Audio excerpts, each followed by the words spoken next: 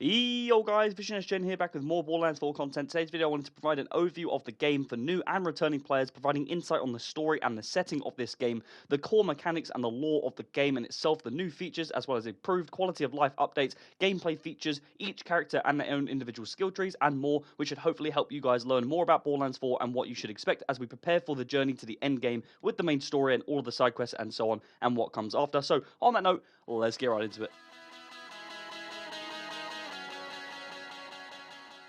So first things first, for any newer players to this game and this title, Borderlands 4 is an action role-playing first-person looter shooter developed by Gearbox Software and published by 2K. It's the fifth mainline entry into the Borderlands series, following the Borderlands 3 2019 game. This is built on the Unreal Engine 5 with enhanced visuals and seamless world exploration. So the first time in Borderlands where we've had actual improved modern-day graphics, whereas before it's been a bit more cartoony to that effect. Even though you guys, if you are new to this, you might already think this is cartoony, you should go back and see what it was like back in the day. I've been playing Borderlands since Borderlands 1, right from the start, and this is actually a really improved visual experience, immersive and almost cinematic for the most part as well. As for the story and setting in this game takes place on a new planet named Kairos, a vast, beautiful world with 4 distinct regions. Fade Fields, which is like the starting area in this game, the first sanctuary where you will encounter Claptrap, the notorious and most famous character of all, of course, in Borderlands, Terminus Range, Carcadia Burn, and the Dominion, ruled by the oppressive Timekeeper, a planetary dictator. The story is set 6 years after the Borderlands 3 game, following the teleportation of Pandora's moon, known as Elpis, which in turn destroyed Kairos' protective shield, unleashing chaos and civil uprisings, starting the journey of this game.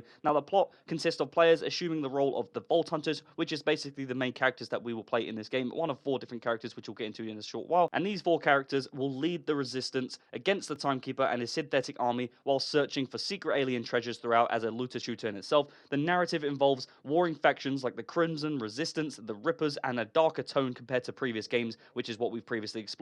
Now, as for the gameplay in itself, its core mechanics retains the series' signature looter shooter gameplay, blending first-person shooting with loads of gore and RPG elements, with many generated weapons throughout the experience, intense combat, and a focus on looting, of course, as in itself. The open world experience is the largest and most open-ended Borderlands game yet, with Kairos featuring a seamless world with no loading screens between areas, which is what you had to do back in the day. You had to be able to fast travel in between 2 different destinations, which actually makes this really cool and an overall really great experience, especially playing on co-op, with the new traversal tool looking like grappling hooks, double jumping, gliding, and dodging, all enhanced mobility factors, bringing it up to sort of modern day speeds, with the fact that this game is a lot more fast paced than previous games, with the fact that you can use all of these enhanced features and actually traverse the map far quicker. And for co-op features, this game supports solo play, 2-player split screen co-op, and up to 4-player online co-op as well, with full cross-player across platforms. Features include instance loot, dynamic level scaling, individual difficulty setting, and an improved lobby system for drop-in and drop-out play, which is really useful, especially if you're playing with 4 different players. As for the new features in this game, we have Echo 4, which is a cool robotic companion who aids navigation and exploration, replacing the traditional sort of minimap, which makes it easier for new and returning players to Borderlands. The radar is there as well to assist with quest tracking and world navigation, with new vehicles being introduced, with the first unlockable early in the game to aid exploration and this large world in itself.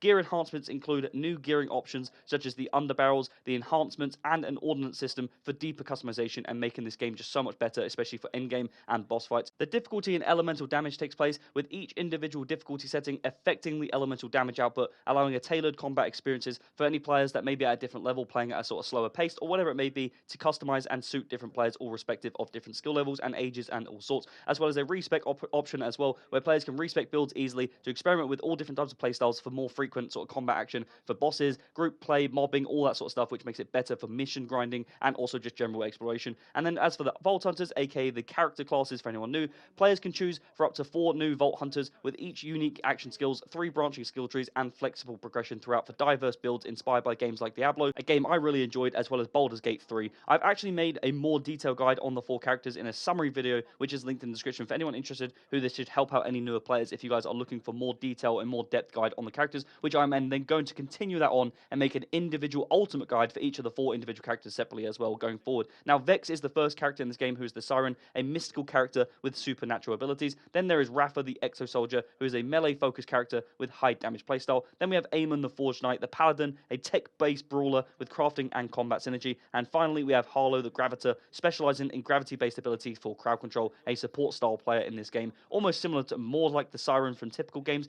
with the likes of Maya and Amara from Borderlands 2 and Borderlands 3, but all around 4 amazing characters which you should try out for yourself. And like I said, to remind you, there is a more detailed guide summarizing all of the characters, the skill trees, the lore of the characters, the playstyles, all that sort of stuff, linked in the description, which is on this channel. Now, the content and progression in this game includes main and side content. The base game in itself includes 25 main missions so far, 98 side missions, 53 activities, and 340 collectibles, with additional untracked ones as well, which are just hidden. Nothing is missable in this game, and most content can be replayed for loot farming and alternate experiences as well. After completing the story, players can start a new character at level 30, with the main quest already completed, allowing immediate access to side content and avoids replaying the same missions repeatedly over and over again, which is just amazing, because that's kind of what I'm doing. I'm trying to complete the main story with one character, and then eventually I'm going to play the other 3 characters as well. I have started with Vex in this game. I've always been a Siren player, and this is a character I've really enjoyed, and this is something I really like, this feature. Being able to just start again on my second character, already completing the campaign at level 30, is going to be amazing, especially for getting you straight back into the swing of things and not having to repeat the same early game features all over again, especially if you're comfortable, unless of course you want to sort of play the game at a slower pace and you want to relive the entire game again. You of course can do that as well. Now, the end game features Ultimate Vault Hunter mode, which is dedicated loot drops and systems designed to keep players engaged for long term, with challenging content at the end of the game and rewarding loot. This is another great feature to help you guys, once you complete the story and get all your characters to level 50, you have something else to play for until of course the roadmap shows us any more seasonal updates and all that sort of stuff going forward. But of course the game has just started and just beginning, so there is so much more and so much potential. Now, the skill trees in this game are far more flexible than previous games, with lots of potent passives and socketable abilities which you can change in and out and try and change it for different playstyles.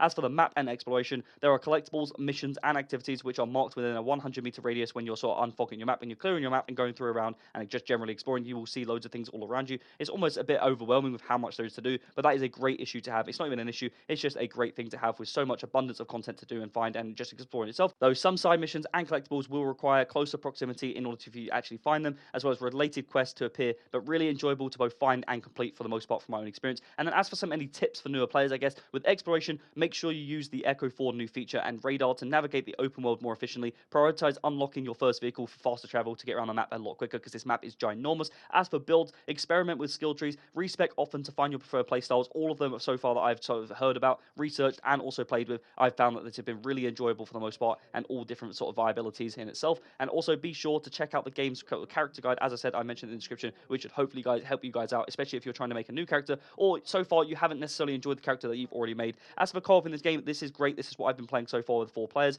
Be sure to adjust difficulty individually to help you guys with your settings, and balance group play, and use crossplay to connect with friends in case you guys are playing on different platforms, because it's really useful to be able to have that feature in Borderlands finally. And then as well as that, for combat, master the new movements such as grappling, gliding, all that sort of stuff to outmaneuver enemies. Utilize it. Make sure you use it at your disposal and leverage elemental damage for tougher fights, which it happens to be so much fun to try and master and get used to. Like I said, I played for Borderlands 1 back in the day where the game was a lot slower, and this advanced movement tech is just so much more enjoyable to traverse the map, and also just to use in like gunfights against bosses or mobbing and stuff like that. But with that said, that's the full video in summary, guys. Hopefully you've enjoyed the video and the update on this channel. And if you found this video useful, as well as the character guide that I mentioned throughout the video, be sure to like and subscribe, as it massively helps me out. I'm a small creator and I'm trying to grind out some Borderlands 4 content going forward, so don't miss out on any more content going forward. Stick with me on this journey to completing Borderlands 4 and releasing a whole bunch of new, entertaining, and helpful content for you guys. Is there any new players or returning players? It doesn't matter. I'm here to help you guys. I'm VisionSGen. I hope you enjoyed the video. I'll see you in the next one.